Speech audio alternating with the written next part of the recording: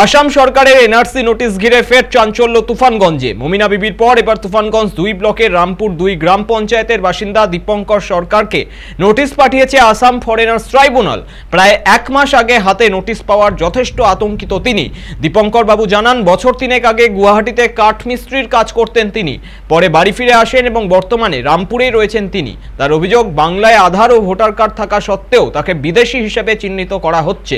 বৃহস্পতিবার বাসরাজা গ্রামের মমিনা বিবির কাছেও এমন নোটিশ এসেছে। এর আগেও দিনহাটার বাসিন্দা উত্তম কুমার ব্রজবাসীর নামও এসেছিল এই তালিকায়। একের পর এক এনআরসি নোটিশে আতঙ্ক ছড়াচ্ছে সীমান্তবর্তী এলাকাগুলিতে।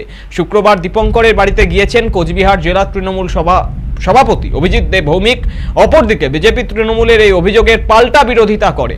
এই ঘটনাকে কেন্দ্র করে জেলায় শুরু হয়েছে রাজনৈতিক চাপানোতর।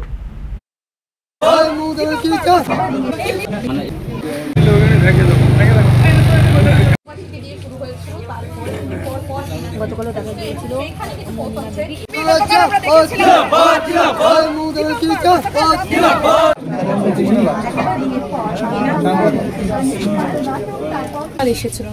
দুইবার আসছিল, একটা মাসে আসছিল লাস্ট নোটিশটা।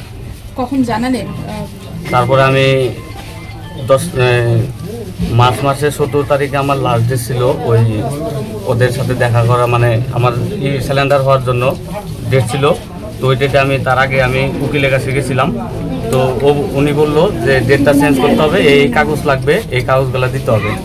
তো আমি বললাম তাহলে ঠিক আছে, ডেটটা চেঞ্জ করেন। পরে আমাকে 1.5 মাসের সময় দিয়েছিল ওরা, যে 1.5 মাসের সময় আছে, আপনি কাগজটা বার করেন। তারপর 1.5 মাসের মধ্যে আমি এই কাগজটা, এই যে 1980 স্টেশনের তালিকাটা আমি পাইনি, মানে আমি বানাইতে পারিনি। তারপরে আবার 1.5 মাস সময় যাওয়া ছিল। আপনি কি আসামে কোনোদিন গিয়েছিলেন? হ্যাঁ, আসামে কাজ করছি 10 বছর, 15 বছর ধরে আমি আসামে কাজ করছি। কবে এসেছেন? আসাম থেকে কবে এসেছেন? লাস্ট 10 তারিখ আসছি। লাস্ট 10 তারিখে এসেছেন? জুলাই মাসে। তার আগেই তো নোটিশ এসেছিল। হ্যাঁ, তার আগেই নোটিশ। কুচবিহারের বিজেপি আগামীকাল জেলা পার্টি অফিসে প্রেস কনফারেন্স করে বলুন, এনআরসি চিঠি যত আছে আমাদের পার্টি অফিসে জমা দিন, আমরা আসাম সরকারকে দিয়ে আসছি, আর কারো চিঠি আসবে না। পশ্চিমবাংলায় মমতা বন্দ্যোপাধ্যায় বলে দিয়েছেন 21শে জুলাই কোনো এনআরসি নোটিশ আমরা রিসিভ করবো না, আমরা কাউকে কোনো কাগজ দেখাবো না। অলরেডি দীপঙ্কর যা তার কাগজপত্র তার লয়ার দিয়ে পাঠিয়ে দিয়েছে, আমরাও তাকে সাজেস্ট করবো কোনো কাগজপত্র আমরা দেখাবো না। এটাই বাংলা স্ট্যান্ড, এটাই বেঙ্গলি স্ট্যান্ড। আমরা কোনো কাগজ আসাম সরকারকে দেখাবো না। যত জনের এনআরসি নোটিশ এসেছে তাদের প্রত্যেকেরই কোনো না কোনোভাবে আসাম যোগ রয়েছে।